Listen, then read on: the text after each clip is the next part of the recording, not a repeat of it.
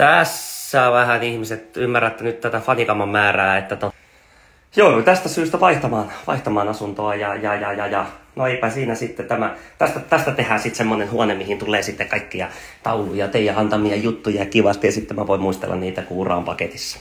Tänään Raahe, mennään.